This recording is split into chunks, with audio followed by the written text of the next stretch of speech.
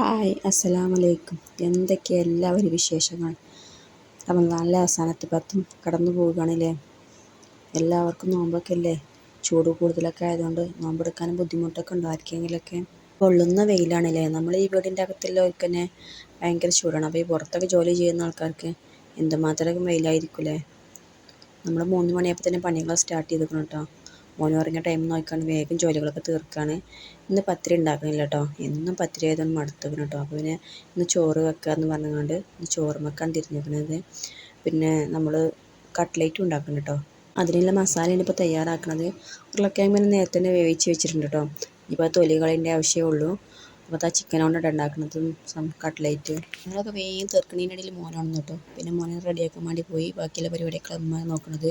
നമ്മളിന്ന് ബിരിയാണിയാണ് വെക്കുന്നത് കേട്ടോ. ബുഹാരി ബിരിയാണി എന്നൊക്കെ പറയുന്നൊരു ഐറ്റം ചോറാണ് ഉണ്ടാക്കുന്നത്. അപ്പോൾ അതിനുള്ള ഉള്ളിയൊക്കെ മൂപ്പിച്ചെടുക്കുന്നുണ്ട് ഉമ്മാൻ്റെ സ്പെഷ്യൽ തന്നെയാണ് ഉമ്മേനെ ഉണ്ടാക്കുന്ന കാര്യങ്ങളൊക്കെ. അതിന് വേണ്ടിയിട്ടുള്ള ചിക്കനൊക്കെ മസാല തേച്ച് വെച്ചിട്ടുണ്ട് കേട്ടോ. ഒരു 15 മിനിറ്റ് റെസ്റ്റ് ചെയ്യാൻ വെച്ചിട്ട് പിന്നെയാണ് നമ്മൾ കുക്ക് ചെയ്യുന്നത്. അപ്പോൾ അതൊക്കെ അവിടെ പരിപാടിയൊക്കെ നടന്നുകൊണ്ടിരിക്കുന്നുണ്ട്. അപ്പോൾ നമ്മൾ വീഡിയോ കാണുന്ന കൂട്ടുകാരെ എല്ലാവരും സബ്സ്ക്രൈബ് ചെയ്ത് കണ്ട് എന്തെങ്കിലുമൊക്കെ ഒന്ന് കമൻറ്റ് ചെയ്തോളൂ. അപ്പോൾ വീഡിയോൻ്റെ താഴെ കമൻറ്റ് ചെയ്യുന്ന ആൾക്കാർക്ക് സമ്മാനം ഉണ്ട് കേട്ടോ. നമ്മൾ 27 അവക്കല്ലേ വരുന്നത്. നോമ്പൊക്കെ ആയതുകൊണ്ട് ഒരു എന്തെങ്കിലും ഒരു ചെറിയ സർപ്രൈസ് സമ്മാനം ഒരു സ്വതക്കൈക്കൊണ്ടൊക്കെ കരുതിയാൽ മതി.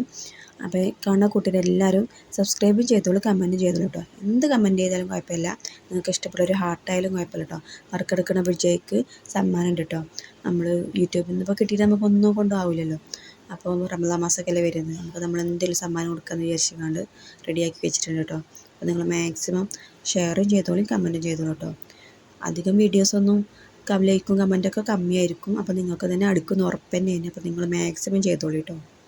നോമ്പായിട്ട് നമ്മൾ ആദ്യമായിട്ടാണ് കട്ട്ലേറ്റ് ഉണ്ടാക്കുന്നത്. അപ്പോൾ മക്കൾക്കൊക്കെ അത് കമ്പാണ് കേട്ടോ. അത് അവർ വന്ന് ഇങ്ങനെ നോക്കണത് എന്താ സംഭവം എന്താ ഉണ്ടാക്കണം എന്നൊക്കെ വെച്ച് ഇങ്ങനെ നോക്കിക്കൊണ്ടിരിക്കുകയാണ്.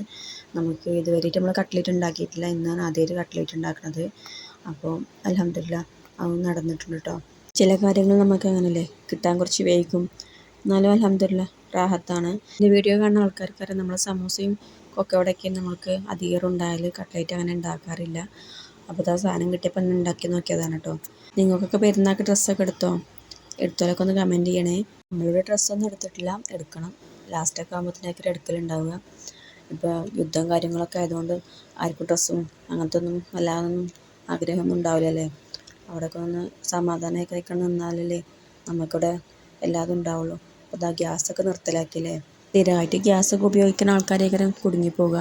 നമ്മളിവിടെ അടുപ്പിലൊക്കെ തന്നെ ഉണ്ടാക്കൽ കേട്ടോ. അതുകൊണ്ട് വലിയ പ്രശ്നമായി തോന്നുന്നില്ല. എന്നാലും പഠിച്ചെന്നെല്ലാം റാഹത്തായി തരട്ടെ.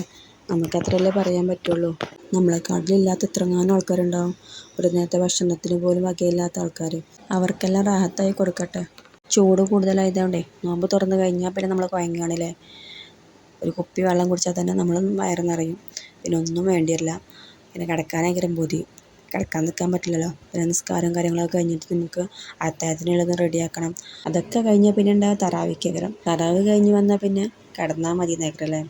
അപ്പോൾ നമ്മളെ വീഡിയോ കാണുന്ന കൂട്ടുകാരെ എല്ലാവരും ലൈക്ക് ചെയ്യണേ.